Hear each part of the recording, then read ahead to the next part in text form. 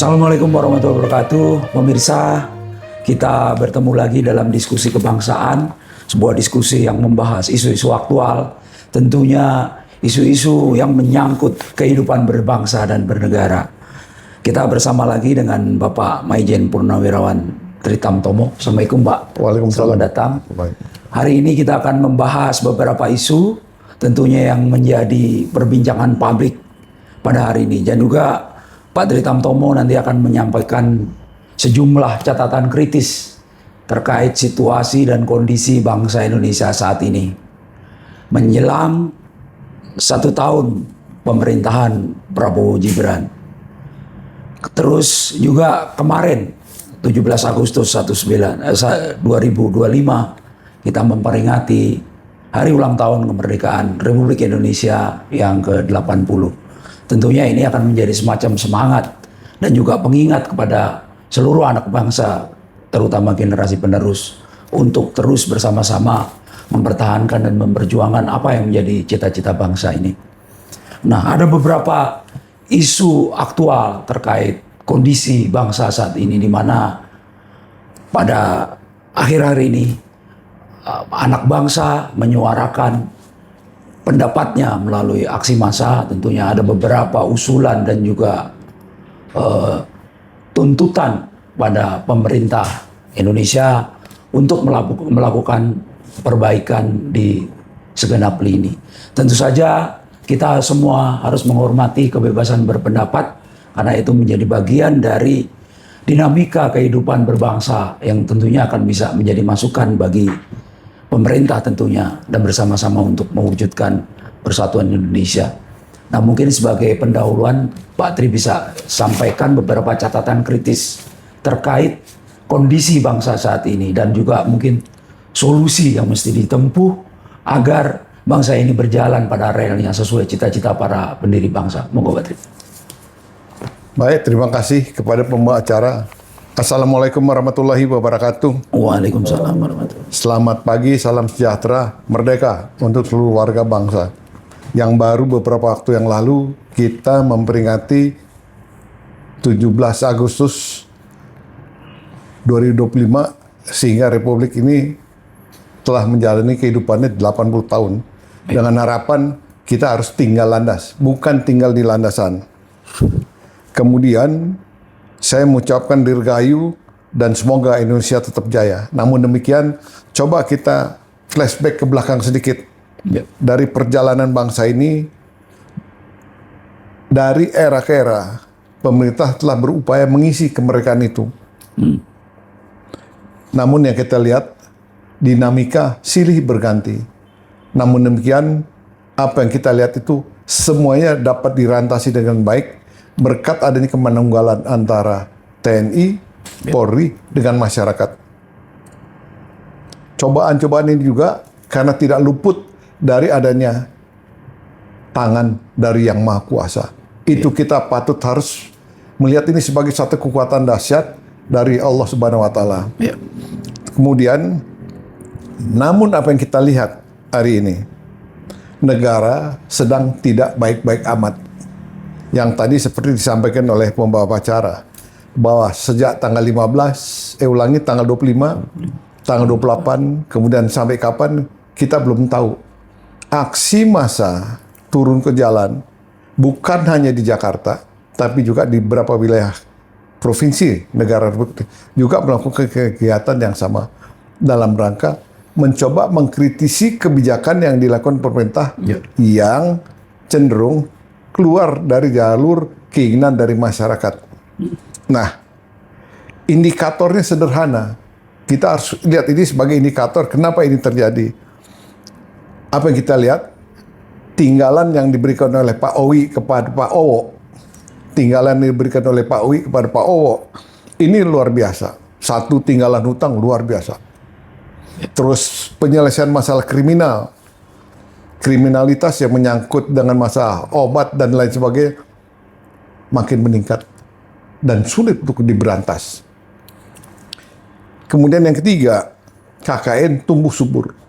Hukum arahnya juga tidak jelas. Berpihak kepada siapa juga tidak jelas.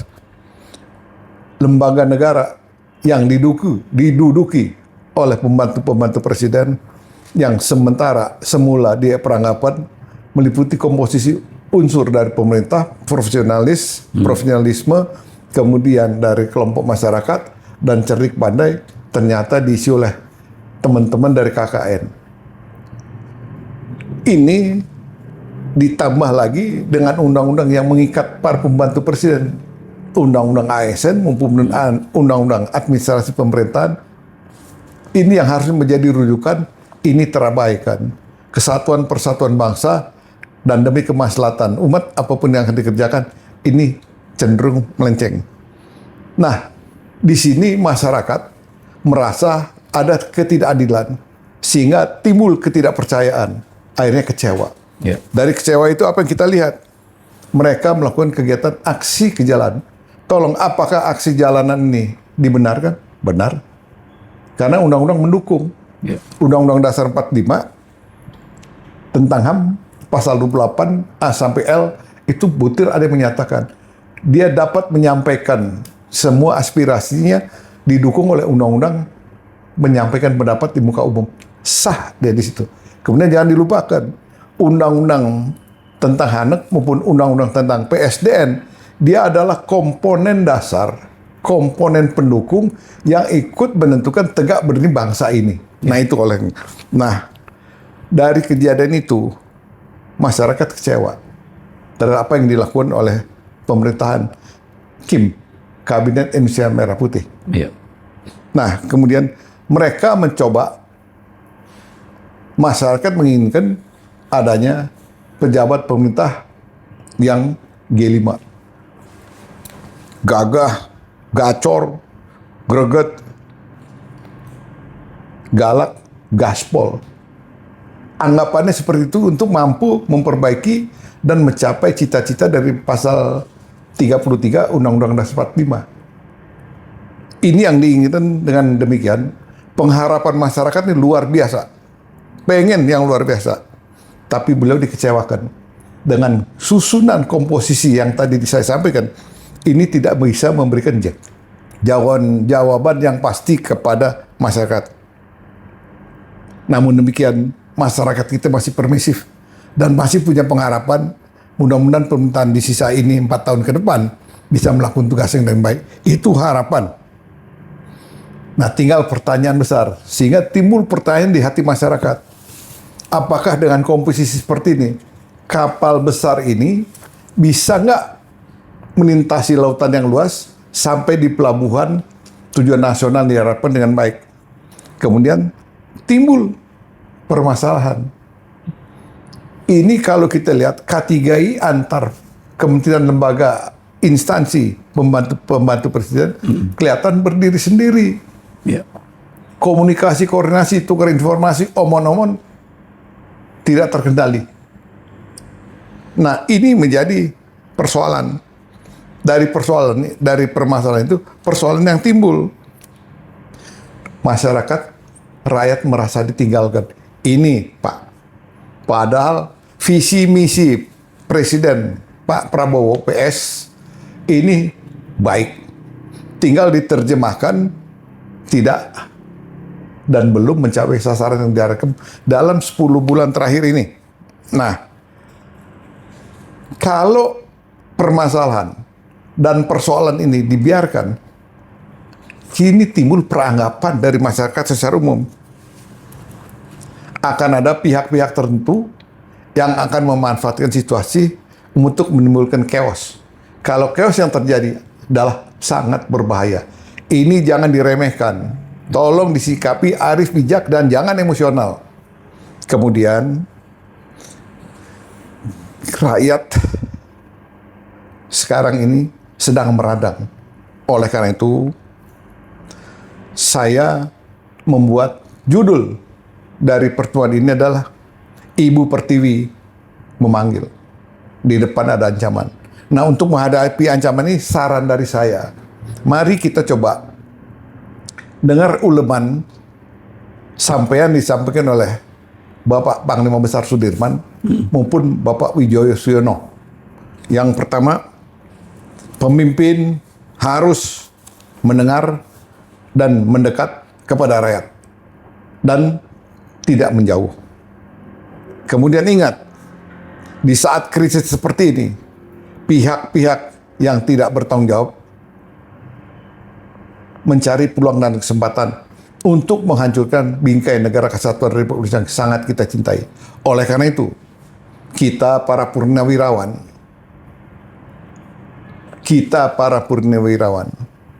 dengan segala pengalaman yang dialami pahit getir perjalanan dalam misi kemerdekaan, mencoba memberikan stimulan yang dapat digunakan oleh negara dalam rangka memperbaiki situasi kondisi ini. Demikian, terima kasih. Ya. Pak Tri sampaikan beberapa solusi tentunya untuk mengatasi ataupun untuk sementara waktu menjadi solusi bagi segala problem bangsa saat ini. Nah, di sini adalah pentingnya bagaimana seluruh anak bangsa menjaga persatuan dan kesatuan. Namun, apa yang terjadi saat ini sebenarnya bangsa ini terbelah dalam dua kutub.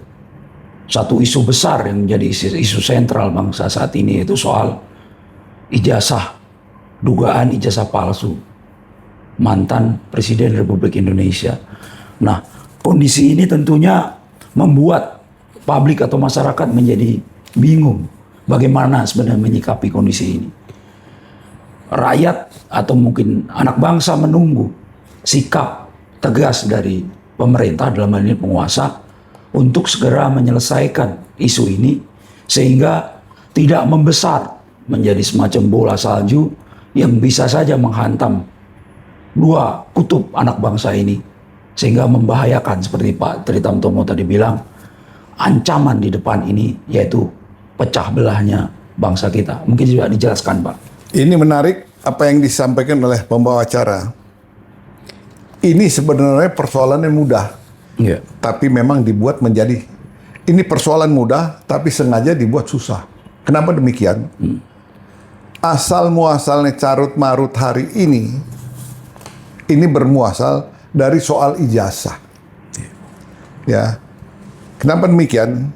Kalau kita ingat, kita harus menerima ini sebagai satu kenyataan dan kita juga harus mengingat kepada Undang-Undang Dasar 45. Itu pasal 27, pasal 28 jelas. Pasal 27, setiap warga negara wajib bela negara. Nah, yang kedua, pasal 28, setiap warga negara di depan hukum dan pemerintahan wajib tunduk pada peraturan perundang-undangan yang berlaku. Tidak ada yang kebal hukum. Nah, kalau kita lihat persoalan ijazah, ini kan menyangkut perorangan orang yang katanya sekolah, dia lulus pasti ada ijazah. Yeah. Kalau dia nggak lulus, dia mengulangi lagi. Dan di sini, kalau kita lihat, pemerintah sebenarnya kalau melihat kepada dua yang saya sebutkan, dua butir di dalam Undang-Undang Dasar 45 tadi, anak bangsa itu sejak awal harus jujur.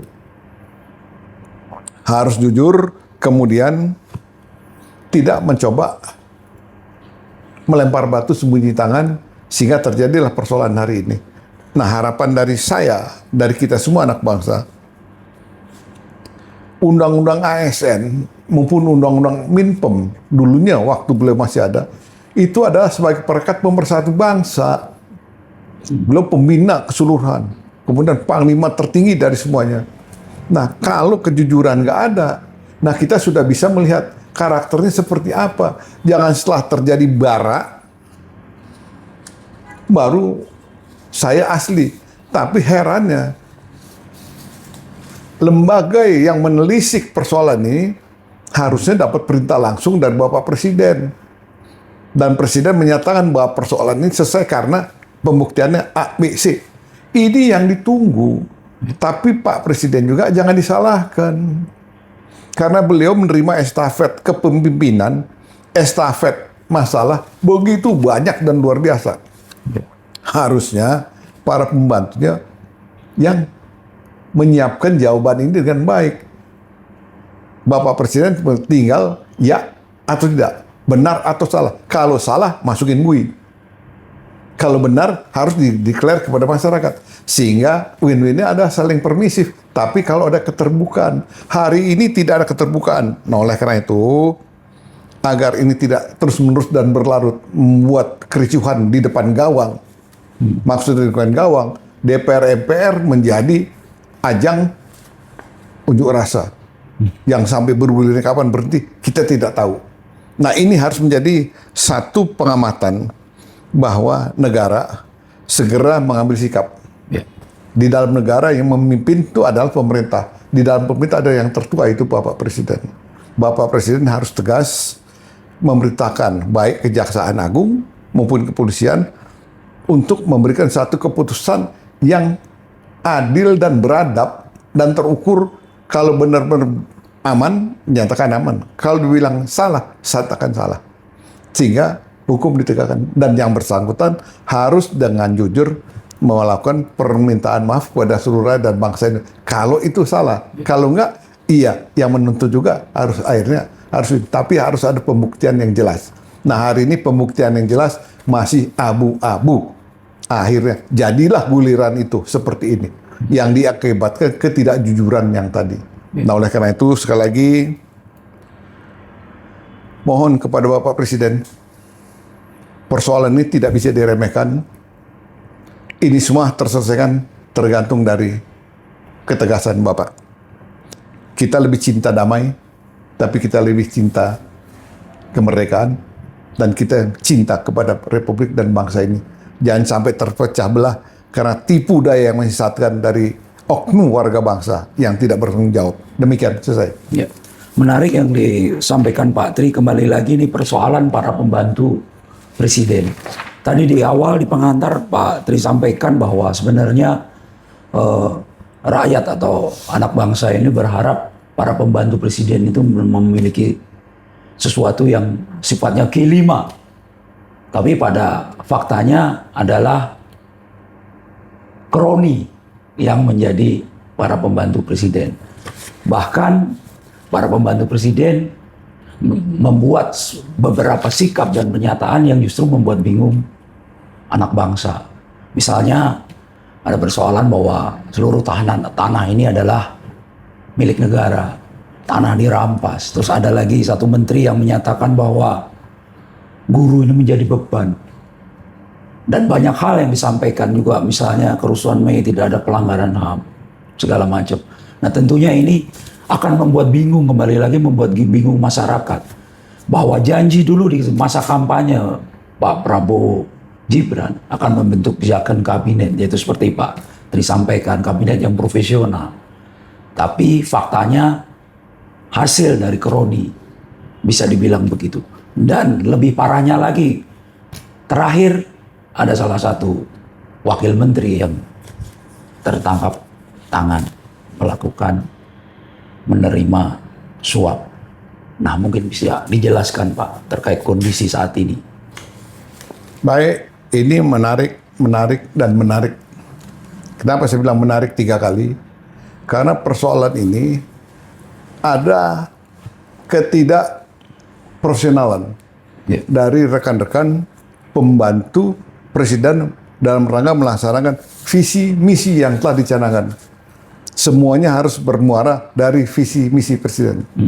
Tapi karena dalam rangka pemilihan pembantunya, komposisinya cenderung kepada KKN, akhirnya didapatlah kejadian seperti ini. Oknum, tidak semuanya jelek. Ini oknum. Nah oleh karena itu, ini semua tentu menjadi PR. Waktu sekarang baru menjalan 10 sampai 12 bulan. Sampai 2028 kita masih punya waktu 3 tahun efektif. Sehingga di sini diperlukan satu evaluasi yang terus-menerus. Kemudian dibuat pengamatan mana yang berhasil ditindaklanjuti, mana yang kira-kira menjadi faktor penghambat dalam rangka pembangunan mencapai visi misi dari Kabinet Indonesia Merah Putih. Ini segera disortir. Jangan memelihara macan akan menggigit kita sendiri. Nah oleh karena itu mohon dengan hormat dan sangat bahwa masyarakat hari ini, bangsa Indonesia, masyarakat bangsa ini sangat permisif, Pak. Yep. Mahan pemaaf. Cuma jangan dibohongin.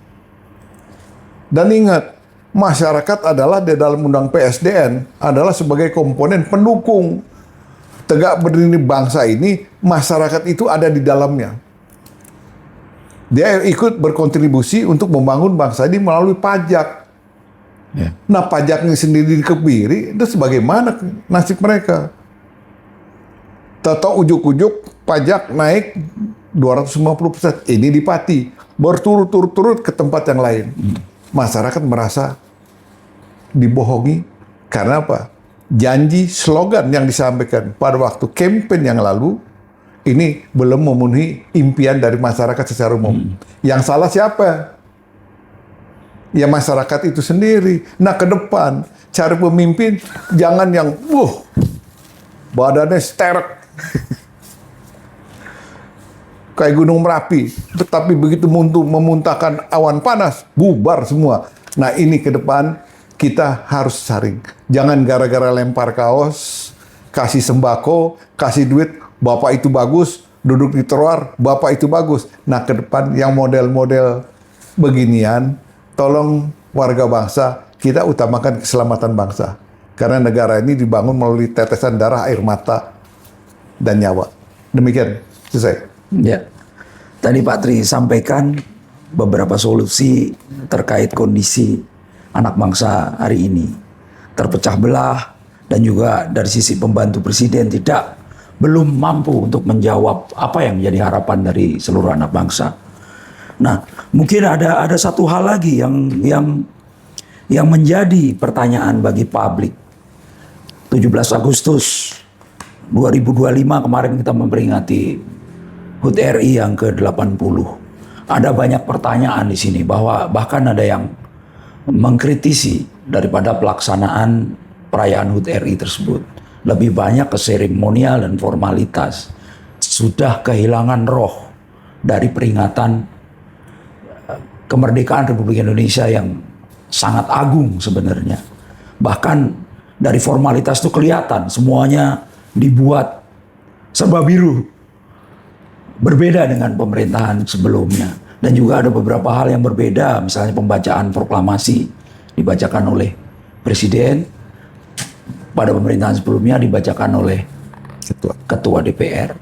Nah, mungkin Pak Tri Tamtomo yang pernah menjabat sebagai Kasgar Garnisun, tentunya ada salah satu fungsi dari Kasgar adalah protokoler. Sebenarnya gimana sih Pak?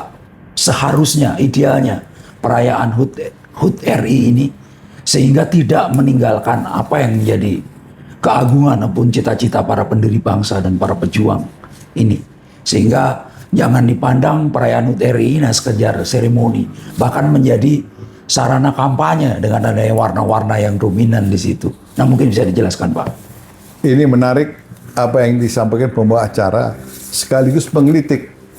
Mari kita melihat bahwa dari era Pak Owi 2 periode, kemudian ditindaklanjuti oleh Bapak PS yang masuk pada pertama perayaan HUT RI, kita melihat adanya satu kegembiraan yang luar biasa dari rakyat dan bangsa.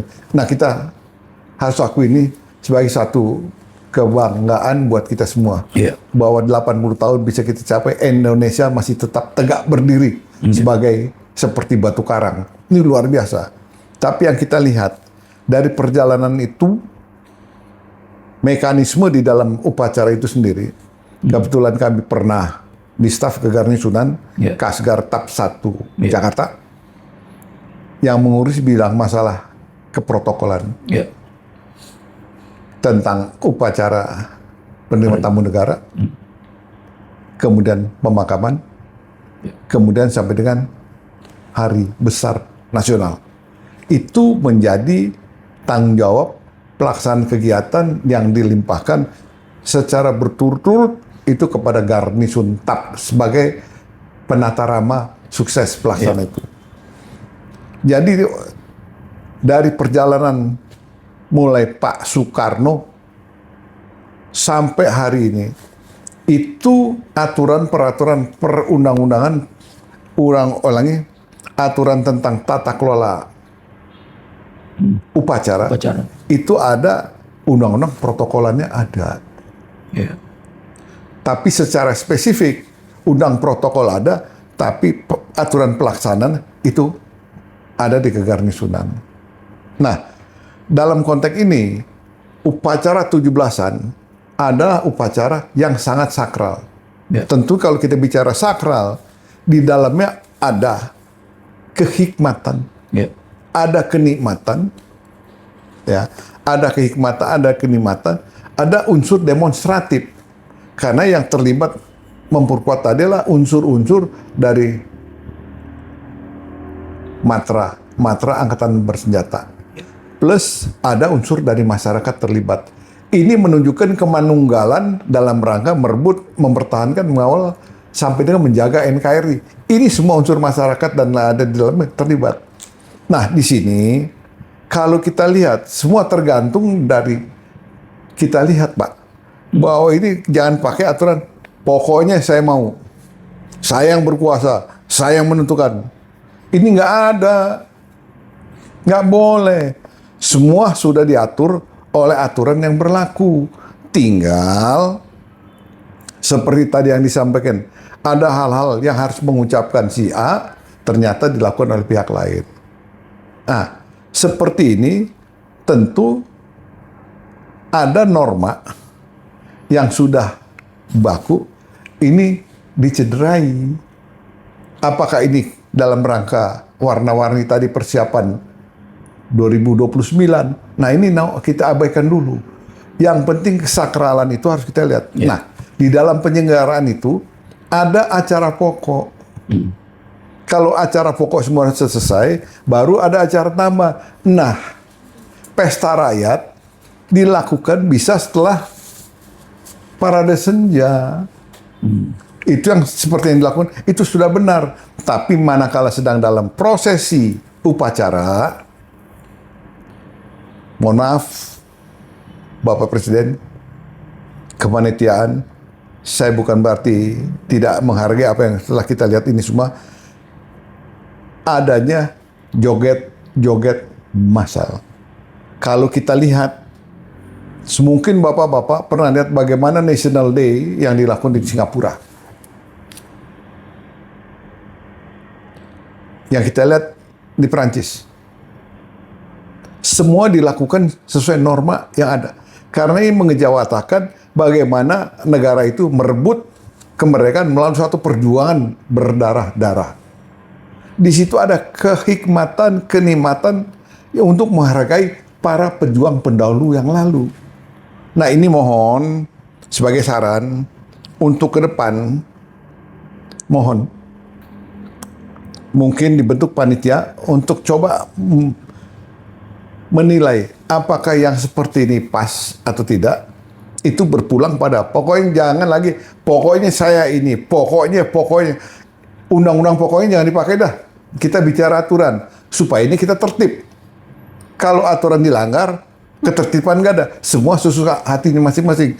Nah, mohon satu, para sesepuh yang masuk di dalam veteran TNI maupun masyarakat, satu kelompok tadi dihadirkan. Tapi yang punya pengalaman. Kemudian yang kedua, budayawan, baik senior junior diikut sertakan. Kemudian yang ketiga,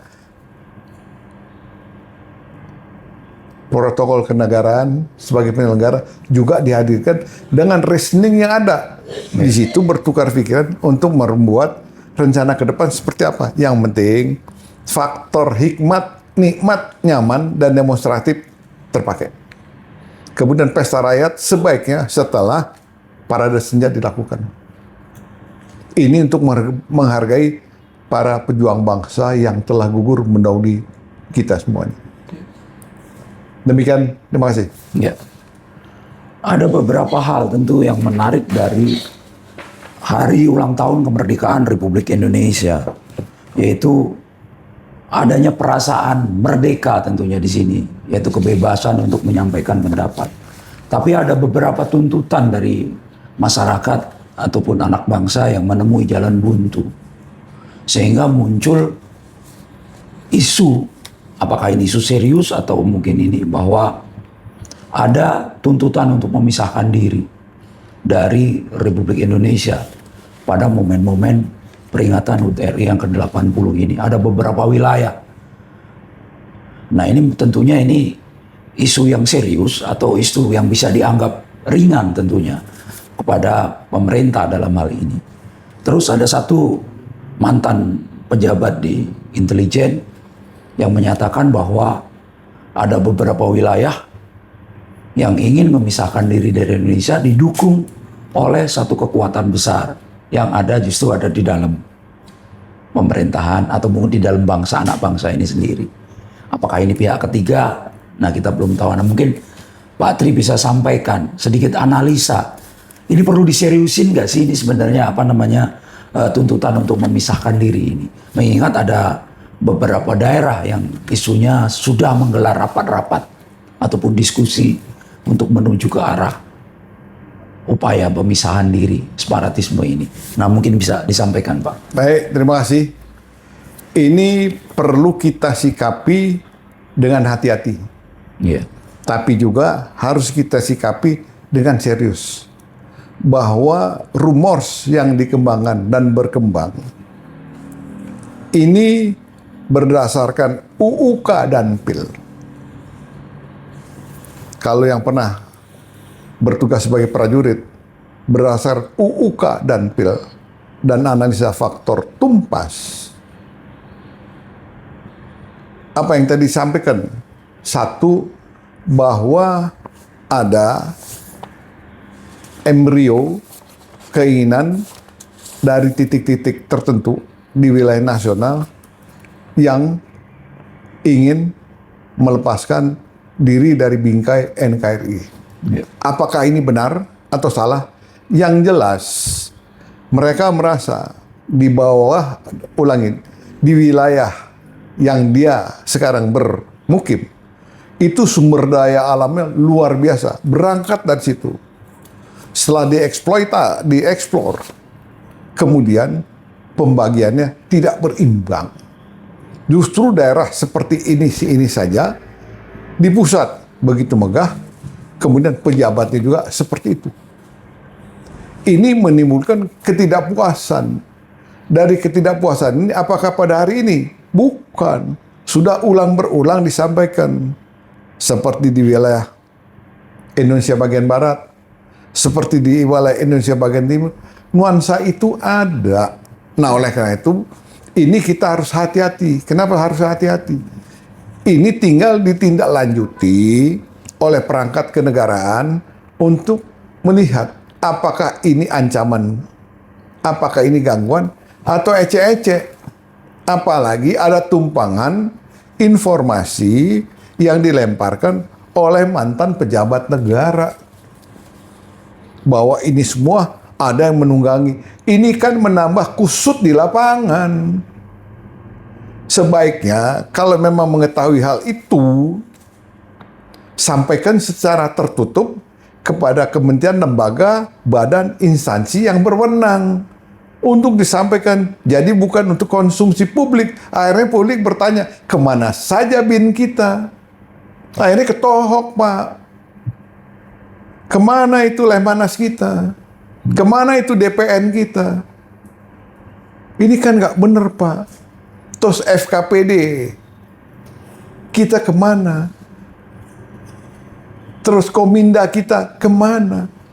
Dianggap tidak bekerja. Oleh karena itu, seyogianya kami sarankan kepada para senior, sesepuh, mantan pejabat negara, manakala ada sesuatu hal yang dianggap penting untuk keselamatan bangsa, tolong disampaikan kepada pejabat kenegaraan agar tidak membuat gonjang-ganjing di lapangan. Nah, ini bisa menohok pemerintahan hari ini. Perangkat Bapak yang dibentuk selama 10 bulan atau hampir 1 tahun ini dengan kondisi gemuk tadi, ngapain aja? Wih, salah, Pak. Kasihan, Pak. Beliau udah setengah mati, Pak. Melakukan komunikasi sosial, komunikasi politik dengan negara sahabat. Tapi karena kita gatel kalau lihat corong maunya ngomong, tapi akibatnya nggak dipikirin. Nah ini tolong dijaga supaya tidak menimbulkan riak-riak di masyarakat. Belajar nahan diri, jaga keselamatan bangsa. Beri kesempatan pada Bapak PS untuk melakukan karirnya sampai selesai. Demikian. Ya. Menarik tadi yang disampaikan Pak Tri terkait isu serius ya, upaya dari beberapa wilayah yang ingin memisahkan diri dari bingkai NKRI. Artinya nih persepsinya kan ancaman internal. Nah kebetulan, bukan satu kebetulan ya, mungkin pada peringatan upacara di Pusdikpasus Batu Jajar, Presiden meresmikan penambahan Kodam baru. Tentunya di sini ada beberapa pandangan bahwa pembentukan Kodam baru saat ini sebenarnya belumlah darurat untuk dilakukan. Sehingga muncul dugaan bahwa pemerintah saat ini lebih berorientasi pada ancaman internal terkait untuk pembangunan kekuatan TNI saat ini. Nah mungkin bisa dijelaskan Pak, karena kan beberapa poin dari keputusan-keputusan pemerintahan terkait Bang Kuat tadi, itu kan selalu dipertanyakan, penambahan Kodam, segala macam. Dan seakan-akan orang melihat kok kayak berpacu dengan institusi sebelah terkait pengembangan kekuatan tadi. Terus juga mungkin nanti di HUT TNI 5 Oktober akan dilakukan gelar pasukan yang mungkin akan menunjukkan seberapa kuat postur TNI dalam menghadapi segala ancaman. Tentunya tidak cuma ancaman dari dalam, tapi juga dari luar. Nah, rencana seperti muncul rencana bahwa akan digelar di jalanan utama di Jakarta. Nah, mungkin bisa disampaikan Pak, bagaimana sih sebenarnya pengembangan postur TNI saat ini yang ideal? Apakah memang harus berorientasi ke dalam sehingga teritorial lebih penting daripada pengembangan di luar, ancaman dari luar? Kalau tadi Pak Tri menyampaikan judul, ada ancaman di depan. Nah, apakah ancaman ini lebih banyak di dalam atau di luar? Mengingat kemarin TNI mendapat sanjungan di India, di Perancis, kehebatan pasukan TNI. Nah, mungkin bisa disampaikan Pak. Baik, ini menarik banget. Kenapa saya bilang menarik banget? Karena ini realita yang kita lihat berdasarkan fakta di lapangan. Bahwa dengan upacara yang dilakukan di Batu Jajar yang lalu, kemudian Kementerian Pertahanan melakukan kegiatan pengembangan postur TNI 100, 200 sampai 500 batalion. Kemudian ada sentilan-sentilun yang dilemparkan oleh masyarakat bahwa untuk 5 Oktober ke depan akan digelar di Suta. Kalau kita bilang Suta, jalur utama Ibu kota Jakarta, Sudirman, Tamrin. Nah, ini perlu sangat untuk kami sampaikan kepada pemerintah maupun kepada warga masyarakat. Tolong, kebetulan saya pernah bertugas sebagai prajurit. Kemudian saya mengakhiri penugasan ini dengan baik-baik. Dan hari ini saya bisa ada di lingkungan masyarakat, juga bergaul dengan baik-baik. Nah, yang pertama, tentang pembangunan kekuatan. Ada sinyalemen yang dilakukan oleh segelintir orang bahwa pertahanan keamanan identik hanya bicara soal militer. Keliru. Yang benar kalau bicara Hankam, di dalamnya adalah bicara masyarakat dengan segala kehidupan yang ada di dalamnya. Di dalamnya tentu pasti gatar kehidupan, ideologi, politik, ekonomi, sosial. Ini termasuk telaan yang dilakukan. Di dalam melibatkan unsur-unsur dari profesional sampai dengan masyarakat. Ini. Kemudian, Bang Fuad ini, apakah diperlukan sekarang ini? Dan ada orang, tentara nggak usah, dia cukup camp. Kecil, efektif, efisien. Mogol nggak kemana-mana karena nggak punya kemampuan apa-apa. Ini yang dikendaki supaya republik ini bisa diduduki negara lain. Ini yang betul pengembangan kekuatan pertahanan itu apa yang dilakukan Pak Dirman Timpul. Karena kita ingat ada yang namanya one craze.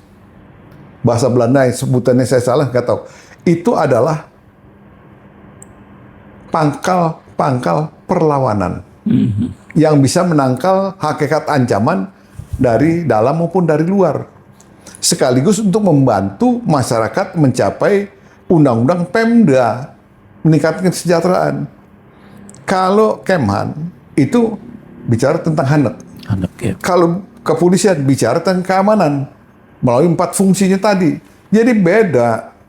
Nah, kemudian pengembangan wilayah yang ideal melihat kepada kondisi lingkungan strategik yang ada, itu pengembangan kekuatan kewilayahan tadi memang harus menyesuaikan dengan perkembangan pemerintah daerah. Supaya bila mana ada dinamika apapun yang difungsikan oleh Forkompinda maupun Forkominda, ini bisa pada kesempatan pertama bisa dilaksanakan dengan baik. Nah, kemudian tentang Pak, duitnya dari mana? Tempo hari ada pembantu presiden ngomong yang soal tanah, emangnya mbah lu yang punya? Ini kita nggak sampai ke situ, nggak boleh itu. Dari etika pergaulan ini salah gede itu, nggak ada.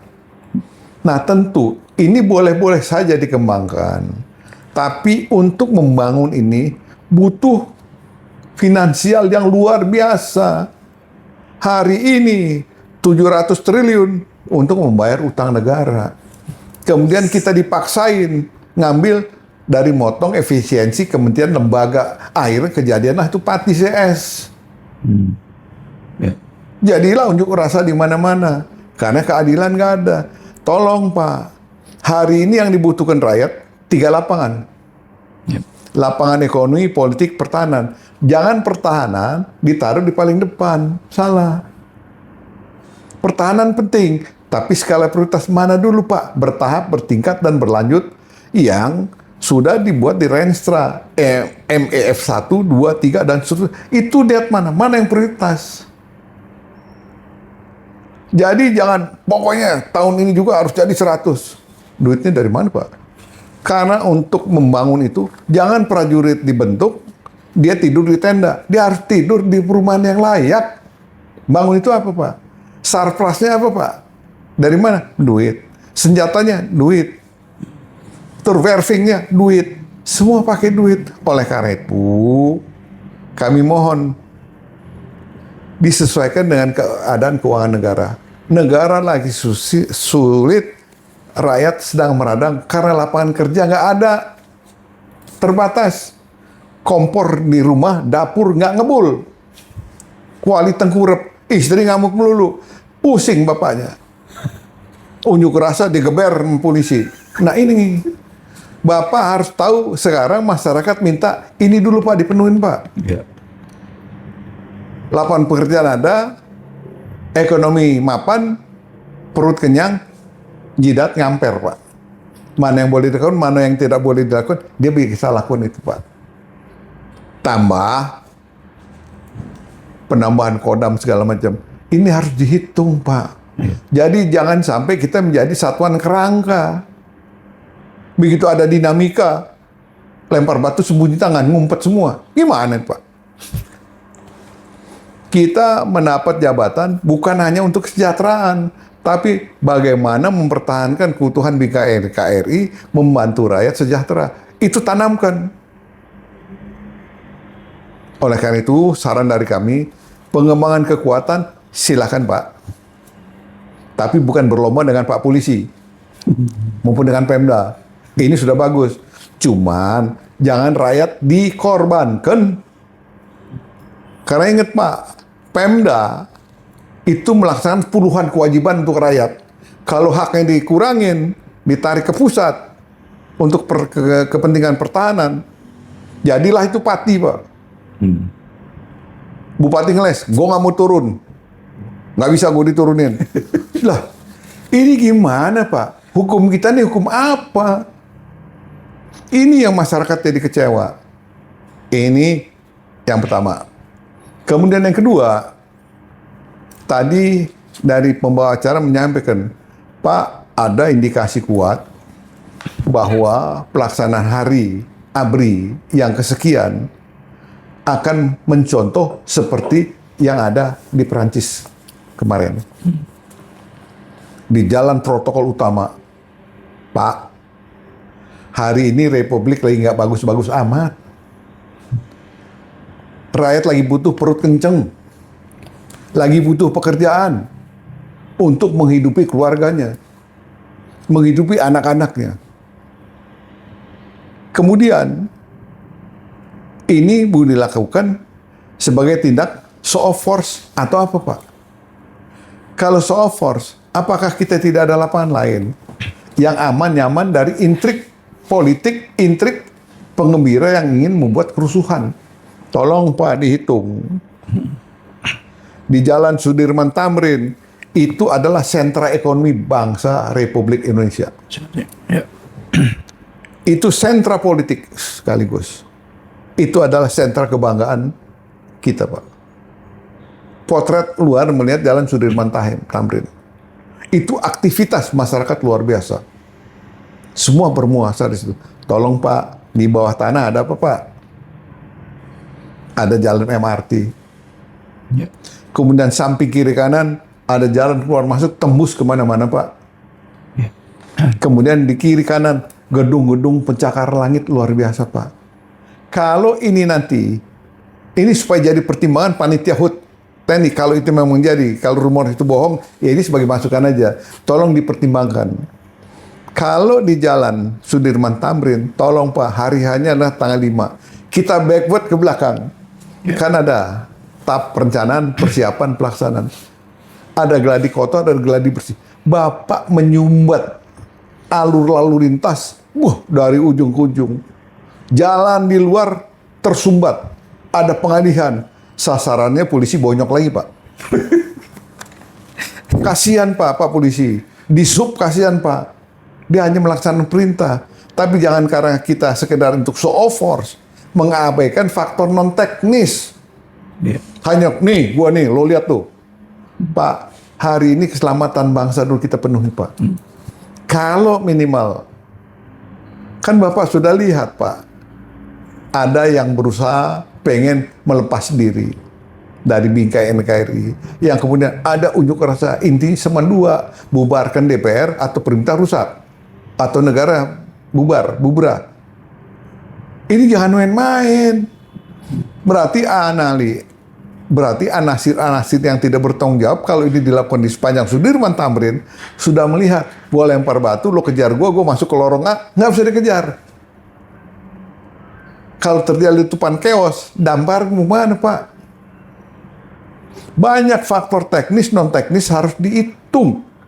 Jangan hanya sumber, nih gua dicintai rakyat, Pak. Rakyat hari ini jalan di perut. Perutnya kosong, kakinya terseok-seok. Inilah hal-hal yang perlu dipertimbangkan. Satu, bangkuat TNI harus sesuai dengan anggaran. Kasihan prajurit, dia sebagai insan, hamba Tuhan, yang hamba juga harus kita perhitungkan. Hak dia untuk hidup harus kita perhitungkan. Kan begitu. Tambah lagi, kalau di dalam TOP-nya, apakah TOP 63, 73, 88, atau TOP khusus, Pak, tolong, Pak, luki-luki lain sebagai korban Vermak. Kalau yang di Vermak tuh blue jean bagus, Pak. Kalau manusia di Vermak oleh 20 orang, bonyok. Gugur bukan dalam tugas, tapi mati disiksa. Prihatin kita, Pak. Kebanggaan orang tua yang kehilangan orang tua. Nah, oleh karena itu, Pak, di dalam TOP tadi, jangan lupa, karena kalau tingkat batalion yang paling rendah, Bapak bilang, Ini akan terjadi terus luki-luki, Pak. Karena di dalam organisasi itu tidak ada namanya fakultatif HAM. Dia harus dijabat oleh perwira sebagai staf khususnya komandan batalion minimal. Jadi ada yang menangani masalah HAM. Karena yang ada hari ini Siwat, Sihub, Siprot yang diisi oleh bintara tinggi karena kekurangan perwira. Ini tolong Pak, jadi space friend supaya melihat ini. Kalau asal jadi, terjadilah luki-luki. Terjadilah serangan tentara kepada polisi. Ingat yang di Selayar kemarin, gara-gara motor ditahan karena memang ada kelemahan dari yang punya motor. Ya.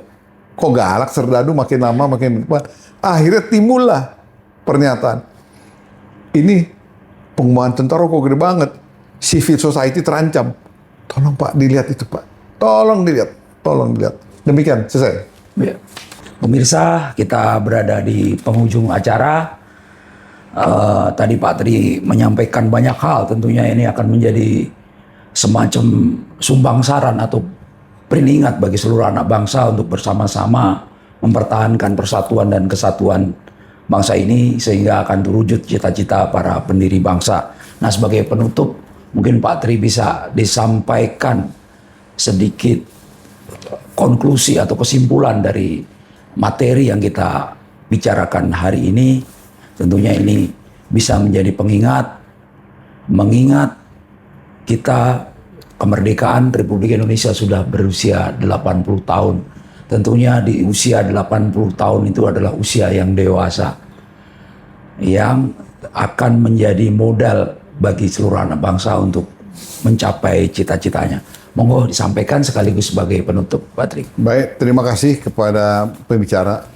Dari seluruh rangkaian yang kita bicarakan pada siang hari ini, mari kita berorientasi dengan kelahiran 17.845 diperingati 17.825, genap 80 tahun, tentunya kita sudah harus dewasa. Di dalam cara berpikir, bertindak, dan berbuat. Diharapkan dengan seluruh elemen bangsa, pada kondisi yang kritis seperti saat ini, kita harus abaikan, kita harus singkirkan ego sektoral. Ya. Mari kita bergandengan tangan antara masyarakat dengan pemerintah, pemerintah dengan unsur pemerintah yang ada di dalamnya, dengan warga yang lain. Ini sebagai wujud kesatuan, persatuan, kebersamaan terbangun. Yang kita lihat hari ini adalah sebagai satu dinamika di lapangan yang lumrah. Hanya ini menjadi sinyal bagi pemerintah untuk segera berbenah diri dan jangan lengah. Kelengahan akan mengakibatkan peluang bagi intrik pihak yang tidak bertanggung jawab untuk memanfaatkan niatnya untuk menghancurkan kemanunggalan TNI, Polri, dan rakyat. Oleh karena itu, jaga kesatuan persatuan dan mohon kepada senior dari berbagai disiplin ilmu pada kondisi kritis seperti saat ini harus menahan diri. Ada ide, gagasan, informasi, isu supaya dilemparkan kepada lembaga kepresidenan agar kesatuan persatuan dan keguyuban tetap tercapai. Dirgahayu Republik Indonesia, negara ini hanya bisa terbangun kalau kita bersatu. Demikian akhirul kalam. Wassalamualaikum warahmatullahi wabarakatuh.